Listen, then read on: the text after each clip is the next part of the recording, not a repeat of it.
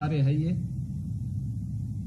जो परियोजनाएं पहले से ही विभिन्न शासन की योजनाओं से बनी हैं, चाहे वह केंद्र और प्रदेश सरकार की अलग अलग स्कीम के अंतर्गत बनी है या बन रही हैं, उनकी गुणवत्ता का ध्यान हम रखें और समय से उसको पूरा करें।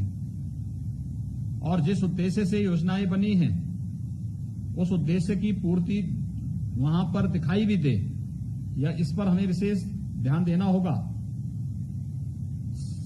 जनपद स्तर पर अमृत योजना से संबंधित या स्मार्ट सिटी से संबंधित जो परियोजनाएं होती हैं उस पर निर्णय लेने में अभी भी काफी समय लग रहा है। वर्षों से मामले चल रहे हैं। अब JNNURM की परियोजना 2007-8 में प्रारंभ हुई थी और आप सोचे उसकी योजनाएं अभी भी 12-13 वर्षों के बाद भी अभी भी लंबित पड़ी हुई हैं।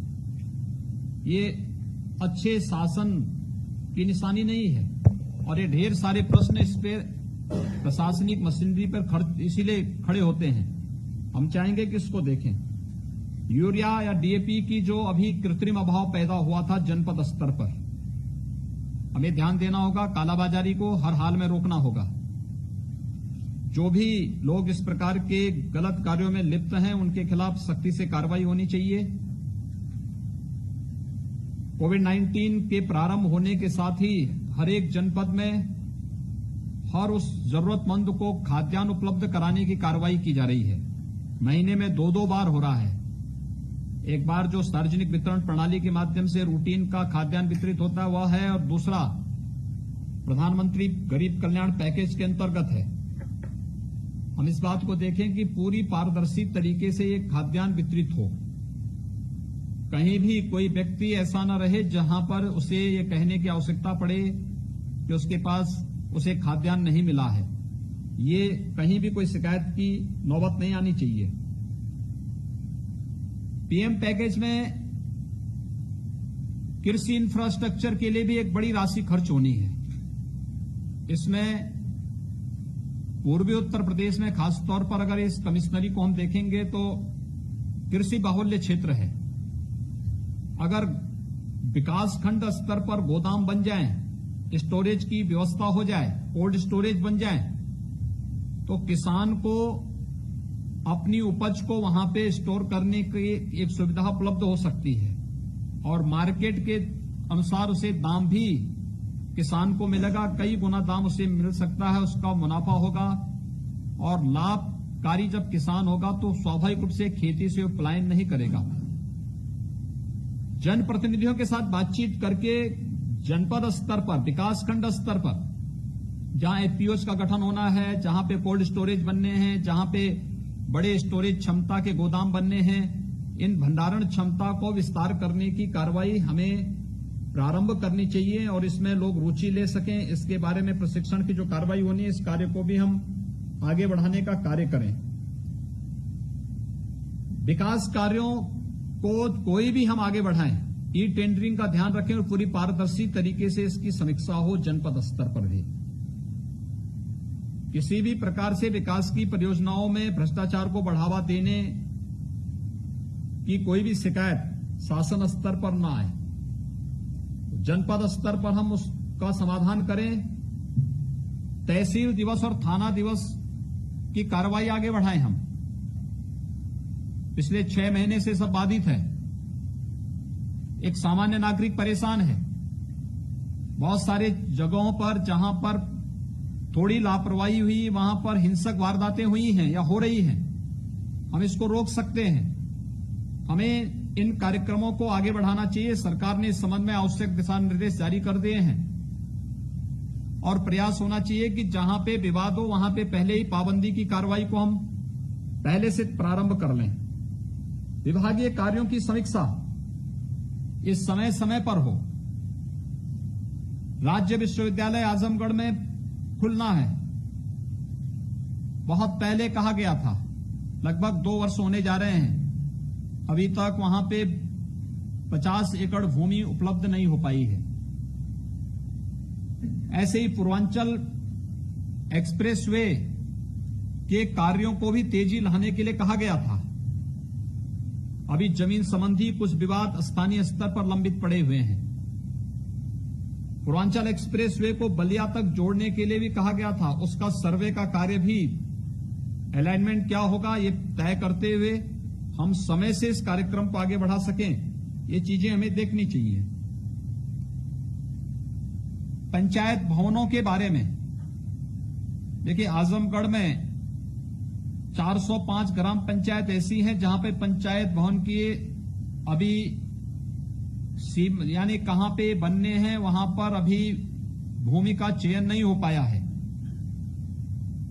बलिया में 177 ग्राम पंचायतें ऐसी हैं जहां पर पंचायत भवन बनने हैं लेकिन अभी तक उसका भूमि का चयन नहीं हो पाया है। मऊ में 96 ऐसे मामले हैं। जिलाधिकारियों के स्तर पर भी मामले लंबित हैं। बलिया में 252, मऊ में 168 और आजमगढ़ में 148 ये मामले जिलाधिकारियों के स्तर पर लंबित पड़े हुए हैं। इसको हमें समय से कार्य करना चाहिए। दूसरा, हॉस्पिटल की बिल्डिंग जो अपूर्ण पड़ी हुई है, जैसे सामुदायिक स्वास्थ्य केंद्र फूलपुर का उच्चीकरण, यह भी अपूर्ण पड़ा हुआ है। हमें जनपद स्तर पर जाकर के उसकी समीक्षा करनी चाहिए। या भवन बना हुआ है, उसको हैंडओवर होने में क्या समस्या है?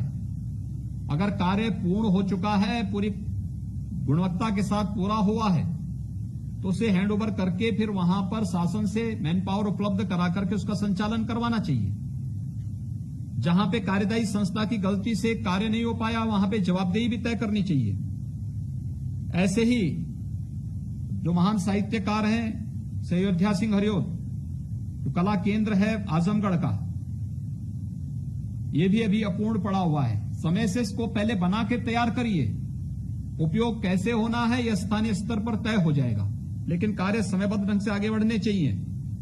जनपद मऊ और जनपद बलिया में विभिन्न जो यानी पिछले 7-8 वर्षों से विकास की योजनाएं लंबित पड़ी हुई हैं। ये कार्य समय पे आगे बढ़ जाएगी तो जनता को काफी सहूलियत इससे होगी। जनप्रतिनिधियों के साथ एक बेहतर संवाद बनाएं और समस्याओं के समाधान की तरफ हमें जाना चाहिए। समस्याओं को लटकाने की आदत बंद करनी चाहिए। समयबद्ध ढंग से इन सभी कार्यक्रमों को आगे बढ़ाना होगा। दूसरा, राजस्व के बारे में भी, राजस्व प्राप्ति जनपद स्तर पर काफी कम हुआ है। अगर हम देखेंगे कि राज्य के स्तर पर देखेंगे तो हम लोग विगत वर्ष के समकक्ष आ चुके हैं, उससे आगे हमारा राजस्व चल रहा है, लेकिन जनपदों में किसी भी मद में राजस्व की वृद्धि नहीं हो पाई है। समय पे निर्णय न लेने के कारण और शासन की मंशा के अनुरूप समय समय पर समीक्षा न किए जाने के परिणाम स्वरूप ये चीजें सामने आई हैं। सभी माननीय जनप्रतिनिधियों ने जो मुद्दे उठाए हैं, जो जनपद स्तर पर हैं, जनपद स्तर पर उनकी समस्या का मार्ग निकाला जाना चाहिए। जो शासन स्तर से जुड़ी हुई समस्याएं हैं, शासन स्तर पर उनका तत्काल समाधान करते हुए, जहां पे धनराशि अवमुक्त होनी है उन कार्यों के लिए धनराशि अवमुक्त करते हुए हम समयबद्ध ढंग से इन कार्यक्रमों को आगे बढ़ा लें। मुझे प्रसन्नता है कि सभी माननीय जनप्रतिनिधियों ने और प्रभारी हमारे मंत्रीगण भी आज की समीक्षा बैठक में मौजूद रहे हैं। मैं चाहूंगा कि जनपद के जिन जनपदों के प्रभारी मंत्रीगण हैं, वे मंत्रीगण संबंधित जनपदों में जाकर के जब समीक्षा लेते हैं तो लंबित परियोजनाओं की समीक्षा जरूर करें और आवश्यकता पड़ती है तो भौतिक सत्यापन करते हुए उन कार्यक्रमों को तेजी के साथ आगे बढ़ा करके जिससे वह जनता के लिए उपयोगी बन सकें, इस दिशा में हमें प्रयास करना चाहिए। मैं एक बार फिर से सभी जनप्रतिनिधियों को हृदय से धन्यवाद देता हूं और प्रशासन से, खासतौर पर आजमगढ़ को छोड़े तो बलिया ने काफी अच्छी अपनी कोविड-19 पर नियंत्रण करने में सफलता प्राप्त की है, क्योंकि हम लोग काफी आशंकित थे बलिया से। मऊ भी ठीक दिशा में चल रहा है, लेकिन बलिया का जो रेट है वह एवरेज स्टेट के एवरेज से ज्यादा है। इसलिए इस बात को देखेंगे, डेथ रेट कंट्रोल करिए, जबकि आपके पास लेवल 3 का मेडिकल कॉलेज पहले से वहां मौजूद है बलिया आपके आजमगढ़ में। बलिया और मऊ के पास लेवल 1 के हॉस्पिटल थे, इन्होंने अपग्रेड करके लेवल 2 के बनाए हैं। उसके बाद भी इन्होंने रिजल्ट को ठीक करने का प्रयास किया है। हर जनपद में लेवल 2 के हॉस्पिटल हो और अच्छे एक्सपर्ट हो वहां पर हम लोग लगाएं, पूरी मैन पावर का उपयोग करें। ये हमारा प्रयास होना चाहिए और डेथ रेट को जितना अधिक कंट्रोल कर लेंगे हम लोग कोविड-19 के दिस से वो हम करें। कोविड-19 का खतरा टला नहीं है, हमें सावधानी बरतनी पड़ेगी। स्वयं का बचाव करते हुए लोगों को बचाव के बारे में जागरूक करना पड़ेगा। व्यापक जन जागरूकता के कार्यक्रम चलाने पड़ेंगे। पब्लिक एड्रेस सिस्टम से लोगों को बार बार इस दिशा में वे मास्क लगाएं, एक जगह में भीड़ इकट्ठी न होने पाए, इसके बारे में लोगों को बताना पड़ेगा। साथ साथ जगह जगह इससे संबंधित जागरूकता के कार्यक्रम चलाने के लिए या होर्डिंग बैनर के माध्यम से लोगों को अवगत कराने के लिए स्थानीय स्तर पर जो एफएम रेडियो या अन्य जो भी इस प्रकार के माध्यम है उसका भी उपयोग करते हुए लोगों को इसके प्रति जागरूक करना पड़ेगा। जब तक कोई वैक्सीन आपके जनपद में नहीं पहुंच जाती है और जब तक वहां पर वैक्सीन का उपयोग हम प्रारंभ नहीं कर देते हैं, तब तक ये चैलेंज निरंतर बना रहेगा। हम इस बात को ध्यान में रखें और हर हाल में इस बीमारी को भी हमें नियंत्रित करना है। विकास के कार्यक्रमों को भी तेजी के साथ आगे बढ़ाना है। शासन स्तर पर जिन भी विभागों से जुड़े हुए माननीय जनप्रतिनिधियों के प्रस्ताव लंबित होंगे, उसे तत्काल आगे बढ़ा देने की आवश्यकता है। जहां पे सड़क से संबंधित मामले या बिजली से संबंधित मामले आए हैं या अन्य सभी नगर विकास से संबंधित मामले आए हैं, इन सभी पे निर्णय लेते हुए हम इसको त्वरित गति से आगे बढ़ा दें, यही मुझे कहना था। आप सभी को बहुत बहुत धन्यवाद।